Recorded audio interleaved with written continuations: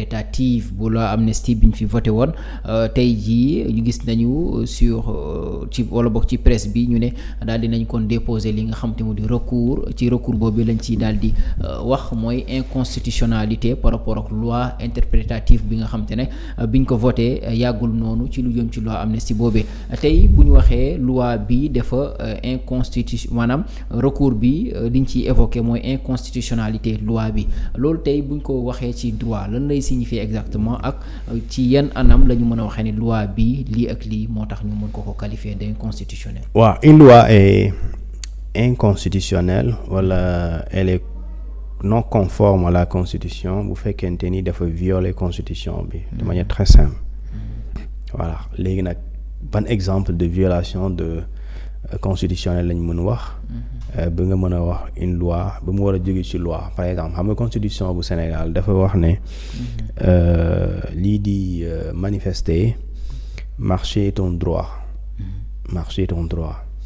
léegi bu ñu indee loi boo xamante ni dañu ne ci réew mi léegi du kenn dootu fi def manifestation politique loi bu soo ko voté assemblée soo ko yóbbee fële conseil constitutionnel da koy sànni ci àll ba parce que mënuñu ne constitution ne ku bëgg a manifester da nga koy def selon ni ko yoon waxee léegi nga bëgg a indi nga ne réew mi léegi kenn dootu manifester da koy sànni cette loi elle est inconstitutionnelle suñ waxee ne aussi léegi liggéey ni ñu utee liggéey ci réew mi dañ koy soppi maanaam képp ku bokkul ci parti bii mënoo liggéey ci réew mi loi boobu ñu bëgg ko daganal loi boobu demee conseil constitutionnel koy sànni parce que loi constitution daf ne Sénégal yëpp tolloo ci bu ñu ut liggéey dañ leen war a jox les mêmes chances te kenn warul ut liggéey ñu lay dàq wala di la nangu selon fi nga bokk wala fi nga bokkul muy distinction de sexe wala appartenance politique wala religion wala ethnie wala fi nga jógee kon nee na leer na kon ci wàllu bi conseil constitutionnel bi da nga koy saisir ci lu ñu tuddee constitutionnalité de la loi constitutionnalité de la loi mooy loi bii ñu voté assemblée nationale le mercredi est-ce que viole na constitution bi point si elle ne viole pas la constitution baax na si elle viole la constitution baaxul léegi nooy xamee ni viole na constitution bi mooy nekk débat bi léegi li nekk ci biir mooy le libellé on dit sont exclus de la loi portant amnistie etc. février-mars 2024 les faits yi nga xamante ni dañuy revêtir une qualification bi am une qualification criminelle telle que lu ñu tuddee acte de torture traitement inhumain traitement dégradant traitement cruel lu ñu tuddee assassinat lu ñu tuddee meurtre ak lu ñu tuddee disparition forcée ñu ne lii yëpp c'est exclu du champ bi nga xamante ni moom lañ prévoir oon d'application muy ñu bindoon ci loi portant amnistie donc ça c'est clair léegi lu ñu ci jublu mooy nga ne ba pare indifféremment des auteurs ba pare nga ne même si ces faits-là ayant eu lieu entre le 1er mars 2021 ba février 2024 même s'ils se rapportent à ce qu'on appelle des manifestations politiques ils sont exclus ça c'est y a pas plus clair que ça et juge boo ko teg amul interprétation moom ci def parce que dafa leer nañ juge boo tegal loolu ne ko diggante mars 2021 ba février 2024 lépp luy acte de torture lépp luy assassinat meurtre traitement cruel dégradant inhumain yaa xam même bu dee ñi ko def politique moo lañ ko bëgg a justifier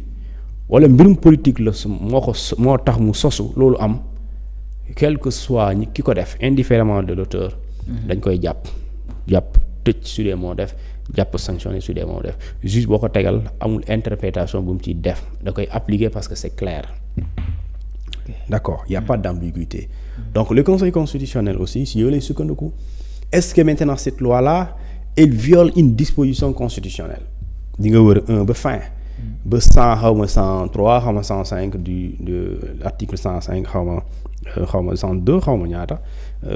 fin wu article constitution yi est-ce que di nga fa gis benn yoon fu ñuy violer constitution bi soo ko fa gisulee day dagan te yaakaar mu ngi gis ko fa parce que gisuma ko man waxuma amul de mais man gisuma ko parce que pour nga gis ko lenn au contraire da nga naan est-ce que bu njëkk bi sax le conseil constitutionnel député yi bu ñu ko voté woon mars 2024 député yi waaw est-ce que lu tax saisir ñu conseil constitutionnel ne ko loi bi inconstitutionnelle parce que foofu le débat qui va se poser c'est pas l'inconstitutionnalité ou bien la constitutionnalité c'est la conventionnalité mooy convention internationale foofu mooy poser parce que foofu loolu c'est pas la constitution ça c'est la conventionnalité. Parce que la conventionnalité, c'est quoi? C'est la convention contre les tortures, contre la torture en 1984 et le statut de Rome qui entre en vigueur en décembre, je me jumle, 2002. Léegi ça, c'est des conventions internationales. Léegi le conseil constitutionnel, est-ce qu'il y a une compétence wax ci li ñu tuddee constitutionnalité? Astafurlah, conventionnalité. Léegi nag loolu mooy débat bi. Et le débat doit être centré sur ça. Même soo déplacé débat bi nga wax ci constitutionnalité. Aujourd'hui le fait nga indi une loi portant interprétation, cette loi portant interprétation corrige une violation de deux de nos conventions que l'État du Sénégal a ratifié librement laa wax délibérément. L'État du Sénégal n'a pas été contraint à ratifier le statut de Rome. Il n'a pas été encore moins été contraint à signer la convention contre la torture en 1984. Donc il l'a fait délibérément et quand tu le fais délibérément tu es obligé de respecter ça quitte à ce que yaa xam lu la dal mais nga ko respecter. Donc aujourd'hui cette loi portant amnistie a violé des engagements internationaux du Sénégal. Et cette loi portant interprétation corrige cette violation donc fan ngay jaar ba rejeter li nga xamante moom mooy mais ñoom xëy na li ñuy évoquer également boo leen déggee ñenn si ñoom li ñu naan dañ naan loi bi interprété wul waaye dafa yokk li nga xamante moo di loi amnistie boobee maanaam da ko soppi ndax loolu mën nañ ci basé wu ngir xëy na valider seen argument yooyu. waaw xam nga la loi amnistie portant amnistie dafa am ñaari mbir yu feneen wax ji li muy bëri yëpp y a deux faits. Et ces faits-là mooy bi ñu wax qualification correctionnelle ak qualification criminelle. Mohamed. ñun nee naa la sànq Sénégal nee na ñun ci réew Afrique ñun ci réew àdduna yi bokk nañ ci réew yi nga xamante ne gëm nañu ne crime bu jëyee gën a grave ci àdduna bi ñu ne que les infractions graves. ñu ne ay crime nga bëgg ko comme xam ay meurtre. ay assassinat ay viol force ay viol aggravé d'accord ay lu ñu tuddee torture ay nit ay lu ñu tuddee d'accord disparition forcée maanaam jël ay nit rek viser leen et pare ñu sey kenn xamul fu ñu nekk ñu ne loolu fu mu am ci réew boobu mënul fexe ba ki quel que soit ku ko jiite mënoo fexe ba nga da ngay def amnistie. Sénégal nee na damaa gëm loolu Sénégal ne de gëm naa encore moins li nga xamante ni mooy réew yi ànd ne kenn mënul buntu xataal nit maanaam jàpp nit di ko toroxal di ko dóor di ko maanaam torturer ñu ne Sénégal ne bokk naa réew yi ko gëm léegi ñu ne léegi bu dee gëm nga ko mënul am sa réew bu pare nga koy effacer parce que ñi ko def ñu def jëf yooyu dans tous les cas dañ leen war a topp kon kay bu dee da ngay def loi amnistie kon bu ci boole lu ñu tuddee mbirum crime parce que crime nee nañ mënul ne léegi loolu lu tax député yi jamono jooju yëpp buñ ko cour fale conseil constitutionnel léegi loolu mënul nekk lu tax nga bëgg fa yóbbu. donc léegi soo ñëwee bëgg a dindi loolu là tu fais ce qu'on appelle da nga koy génnee ci champ d'application parce que waru ci bokk. ñàkk ci bokk bu mooy yow mi ko ci boole xam nga ne waru ci bokk parce que ki porté wu loi bi c'est une juriste de surcroît c'est une avocate xam na bu baax la mooy lu ñu tuddee le droit international. xam na ko de xam na lu ñu tuddee la compétence internationale des juridictions internationales. xam na ko la preuve tey képp ku def loolu lu mel noonu ci réew nga dem ci yenn réew boo demee ñu jàpp la. ñu bëri boo demoon Suisse ñiy terroriser seen askan di rayaate bu ñu nekkee ci nguur. ñëmuñ def Suisse nañ fa dem. waa Gambie ñu nekkoon ak Yaya Jammeh dem Suisse. jamono ji am na Gambien yu ñu tëj Suisse seen ministre de l'intérieur bu yàgg bi Ousmane Sonko mu ngi ci kaso bi 20 ans lay tëdd buñ ko baalul 20 ans te buñ ko jugé yàggul donc am na ñeneen ñu ngi bàyyiloo mu ngi États-Unis 2020 lañ ko arrêté ak ñeneen ñi nga xam ne su ma juumalee am na ñu ne Gambie ñu ngi leen tëj jamono ji pour dire que d'accord loolu soo ko defee ci réew mënoo ko baale. léegi nag bu fekkente ne mënoo ko baale dañu boole ko si mais quand tu interprètes quand tu donnes ça à un juge bu xam par exemple mu jàkkaarloo ak convention yi ne léegi pourquoi l'état au Sénégal ñu amnistier fait yoo xamante ni criminel convention yi bañ ko ba pare ñoom ñu kii ko léegi su boobaa loolu ñaari interprétation la parce que su boobaa dafay mel ni sax dafay créer le conflit de la loi mooy que fii bu leen topp waaye fii mën ngeen topp mais loolu pour nga éviter le conflit de la loi da ngay préciser clairement lenn la ñuy baale waaye ak lii lañ dul baale léegi lii lañ dul baale loolu beneen débat la parce que quand tu dis même bu fekk lépp luy loo xamante ni dafa laale ak liberté publique mu laale ak lu ñu tuddee droit démocratique fait yooyu kenn mënu ko maanaam yooyu bokkul ci li ñu tuddee interprétation bi maanaam laalu ko mais li mu laal rek mooy lépp luy fait yoo xamante ni criminel la tel que et cetera comme ni ma la ko limalee assassinat meurtre viol forcé je sais pas parce que viol toujours c'est forcé ak lu ñu tuddee li nga xamante ni moom mooy les actes de torture ak traitement inhumain dégradant et cruel loolu maintenant ça c'est très clair maintenant loolu soo ko defuloon aussi dangay toog di xoole loi bi di ko xool ni waaye mënoo si dara parce que su boobaa soo ko abrogé nga bëgg ci dellu yaa ngi violé yoon soo defee rétroactive yaa ngi koy violé encore donc ça la seule solution pour mu am effet rétroactif c'est justement la loi portant interprétation pas plus. Maintenant bu ñu déposer recours ba pare mu des ki nga xam ne conseil constitutionnel mu joxe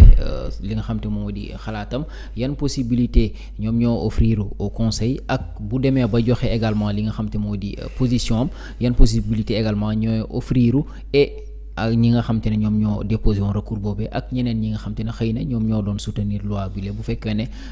cas contraire bi am na. waaw xam nga conseil constitution bu Sénégal daf ne. heure bu ñu voté loi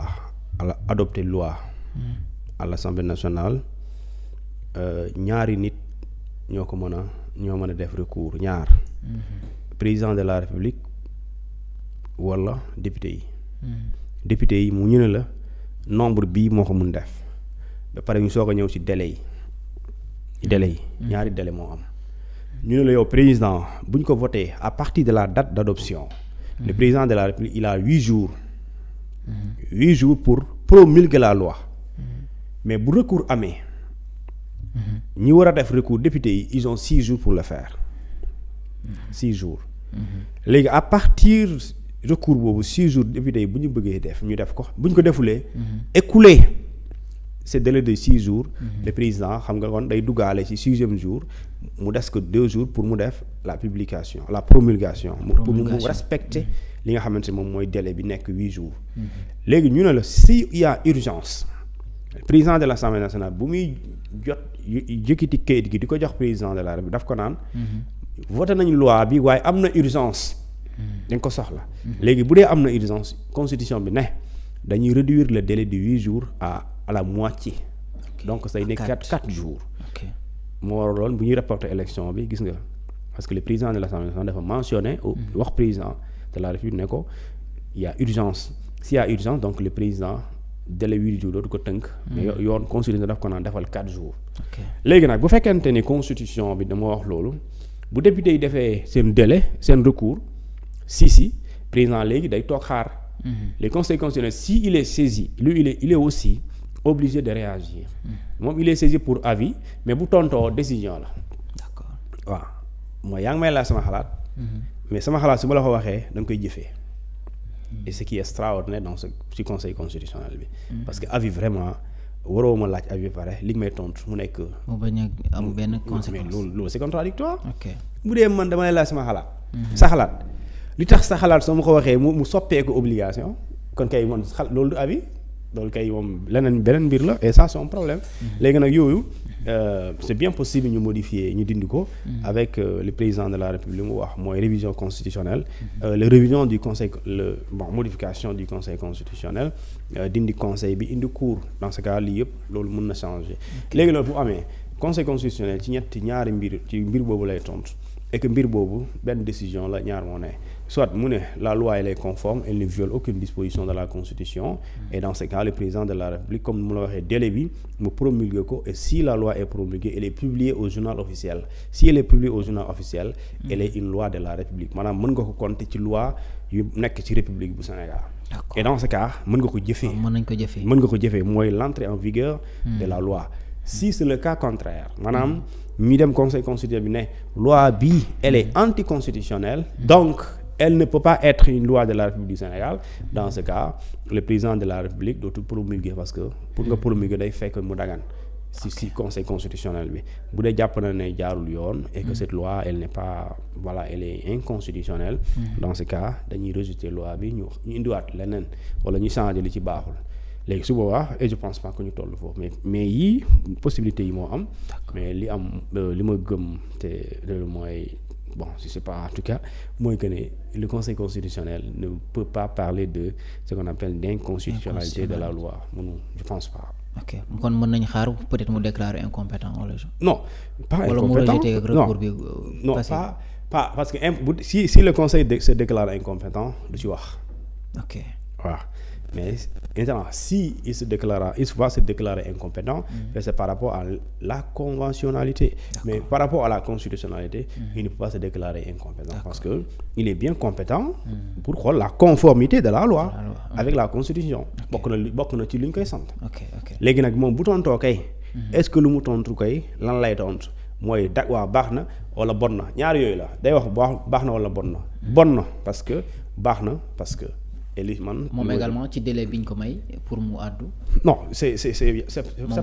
pas un délai bu gudd c'est-à-dire que parce que le président il est tenu par un délai de 8 jours donc le conseil ne peut pas aussi ñu jox ko dans un délai de 6 jours mu toog di guddal ba 10 jours sinon président délai bi day dépasser. Donc gëm naa ne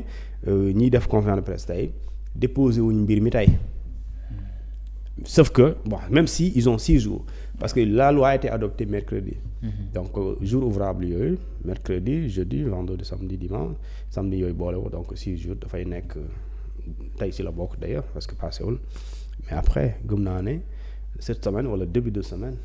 ce sera disponible. Mën nañ xaar réponse bi. Bien sûr. D'accord merci bien Thioune ñu wax ci beneen ponk muy lu ñeel ba tey ci mbirum yoon ak yoonal waaye bile yoon par rapport ak xëy na reddition des comptes bi nga xamante ne moom lañ doon waxtaanee.